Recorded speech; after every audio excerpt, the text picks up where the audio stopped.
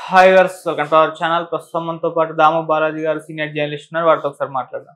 Sir నమస్కారం. Sir నమస్తే sir, Pawan Kalyan గారు రీసెంట్ గా ఒక మీటింగ్ అప్పుడు చాలా మంది అభిమానులు సీఎం సీఎం సీఎం అంటూ అరవడం మొదలు పెట్టారు. అప్పుడు ఆయన సీఎం పదవి పైన కొన్ని కీలక వ్యాఖ్యలు అయితే చేశారంట కదా. మరి ఆయన ఎటువంటి అభిప్రాయాన్ని వెలుబుచ్చారు? సీఎం పదవి మీద అతను కావాలనుకుంటున్నారా లేదా? తన ఒపీనియన్ ఏంటి సార్?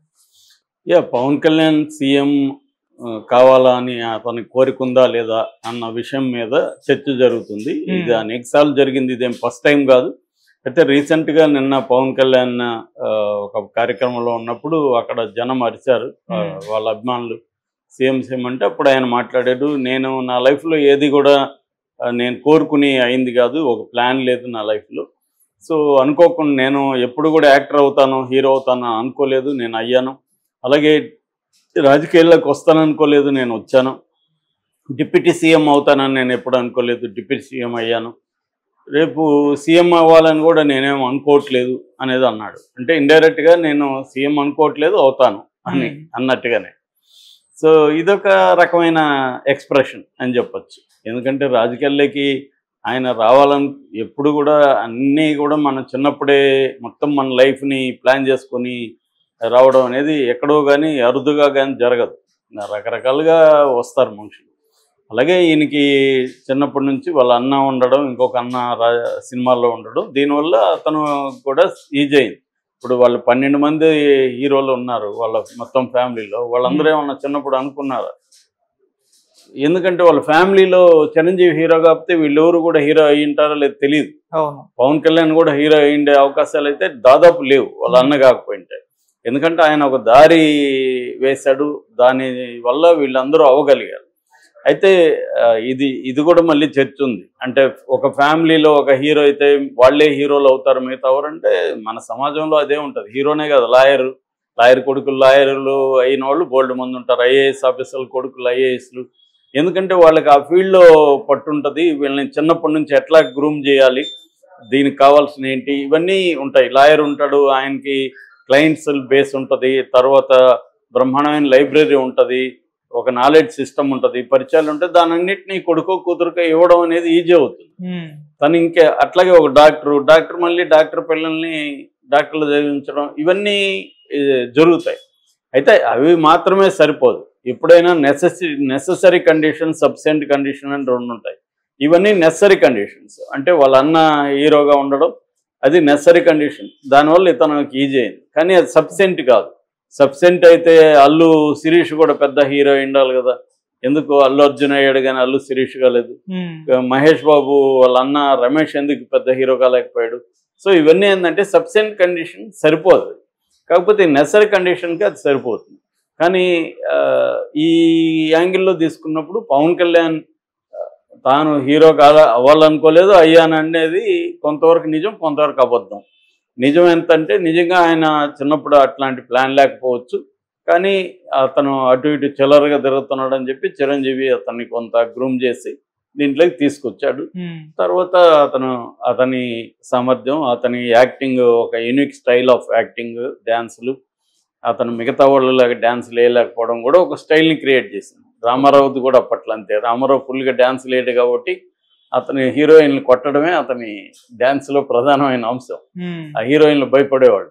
సో అది కదలకుండా ఇలా కదిలి ఆ స్టెప్పులు, అలాగా ఒక్కొక్కరు ఒక్కొక్క స్టైల్గా ఇవాల్వ్ అవుతుంది. అలాగా పవన్ కళ్యాణ్కి ఇదైంది, అతనికి అభిమానులు ఏర్పడ్డారు, అంతే. తర్వాత రాజకీయాల్లో కూడా మళ్ళీ వాళ్ళ అన్న రాజకీయ పార్టీ పెట్టడం, దానివల్ల ఇతను రావడం, లేకపోతే ఇతను రాజకీయ పార్టీ పెట్టేవాడు కాకపోవచ్చు, వచ్చేవాడు కాకపోవచ్చు.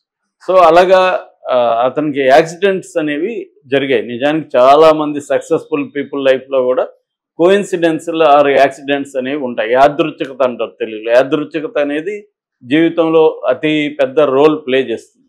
అలాగే తనకి చేసింది. అంతవరకు పవన్ కళ్యాణ్ కరెక్టే.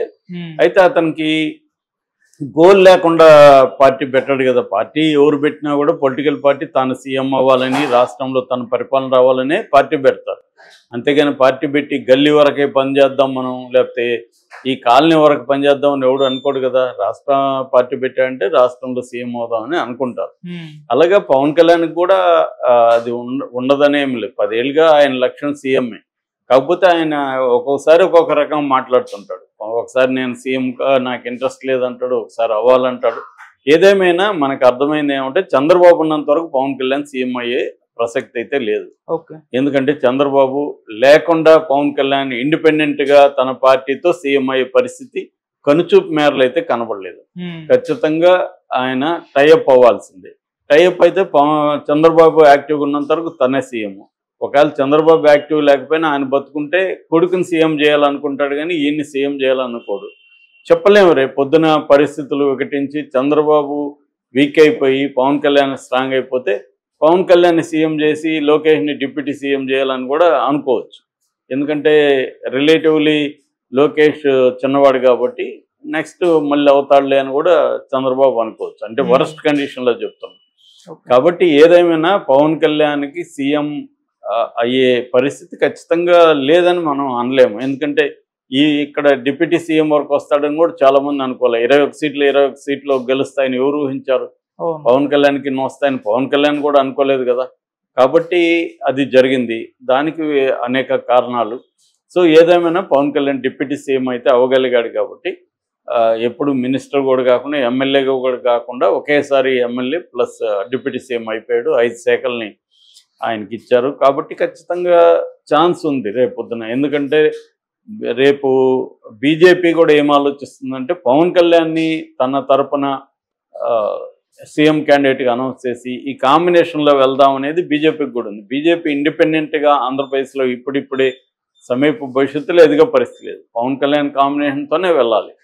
సో అందుకని పవన్ కళ్యాణ్కి ఆ ఛాన్స్ అయితే ఉంది, ఖచ్చితంగా సీఎం అయ్యే ఛాన్స్ ఉంది. బట్ ఎప్పుడు అనేది చెప్పలేం. ఎందుకంటే మళ్ళీ నెక్స్ట్ 5 ఏళ్లతో కూటమి వస్తుందా, లేదా మళ్ళీ జగన్ వస్తే మళ్ళీ ఇతను 5 ఏళ్ళకి వెనకబడిపోతాడు. కాకపోతే అతనికి ఇప్పుడు 56 ఎంత అని చెప్తున్నారు. కరెక్ట్గా ఏజ్లో కూడా కన్ఫ్యూజన్ అయితే ఉంది.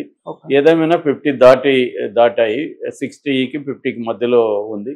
కాబట్టి ఈ కాంటెక్స్ట్లో అతను ఇంకొక 10 ఏళ్ళు 20 ఏళ్లలో సీఎం ఈజీగా అయ్యే అవకాశం అయితే ఉంది. ఇమ్మీడియట్గా నెక్స్ట్ 2029కి అవుతాడని అయితే నేను అనుకోవట్లేదు. ఎందుకంటే ఇదే కాంబినేషన్ గెలిచినా కూడా ఆయన సీఎం చంద్రబాబు ఉన్నంత వరకు చంద్రబాబే. పవన్ కళ్యాణ్ కూడా దాన్ని వ్యతిరేకిస్తాడని నేను అనుకోవట్లేదు. ఏదేమైనా ఈ 5 ఏళ్ల తర్వాత బీజేపీ పవన్ కళ్యాణ్ సపరేట్గా పోటీ చేస్తారా, లేకపోతే మళ్ళీ ఇదే సేమ్ కాంబినేషన్కి వెళ్తారనేది చెప్పలేము. చంద్రబాబుకు మాత్రం ఇదే కాంబినేషన్ కావాలని చంద్రబాబు కోరుకుంటున్నాడు. అది కూడా ఇప్పుడు నెక్స్ట్ మళ్ళీ చెప్పలేము. ఎందుకంటే చంద్రబాబుకే ఓన్గా 135 సీట్లు వచ్చాయి. ఇప్పుడు ఈ పరిస్థితి వస్తుంది అనుకొని చంద్రబాబు అనుకొని ఉంటే పవన్ కళ్యాణ్తో కలిసేవాడు కాదు కదా.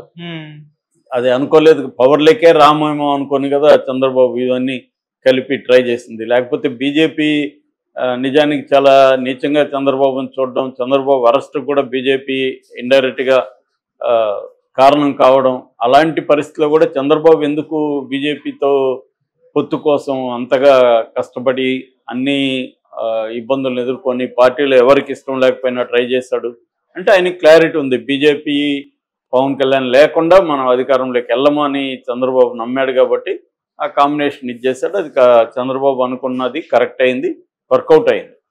సో క్లియర్గా ఇప్పుడు బీజేపీకి యాంటీకి వెళ్ళి ఉంటే ఓట్లు చీలుండేవి. తర్వాత పోల్ మేనేజ్మెంట్ చంద్రబాబు అనుకున్నట్టు చేయగలిగి ఉండేవాడు కాదు. ఖచ్చితంగా జగన్ మళ్ళీ అధికారంలోకి వచ్చి ఉండేవాడు. ఈ కాంబినేషన్ సెట్ చేయడమే ఇంపార్టెంట్. చంద్రబాబు తెలివితేటలు అక్కడే ఉన్నాయి. అలాగే పవన్ కళ్యాణ్ కూడా చంద్రబాబుకి లాయల్గా ఉన్నాడు. డే 1 నుంచి కూడా చంద్రబాబు మాట జవదాటకుండా ఉన్నాడు. పవన్ కళ్యాణ్ నాతో ఉండంటే ఉంటున్నాడు, నాకు వ్యతిరేకంగా పోటీ చేయంటే పోటీ చేశాడు 2019లో. ఏదేమైనా చంద్రబాబు మనిషిలాగే ఇప్పటివరకు అయితే పవన్ కళ్యాణ్ ఉన్నాడు. చంద్రబాబు కూడా తనని అత్యంత ఇంపార్టెన్స్ ఇచ్చి గౌరవిస్తున్నాడు. ఎప్పుడు కూడా చంద్రబాబు ఏ పొత్తులో కూడా తన పార్ట్నర్ని ఇంత రెస్పెక్ట్ ఇచ్చి ఇంత ఇది చేయలేదు.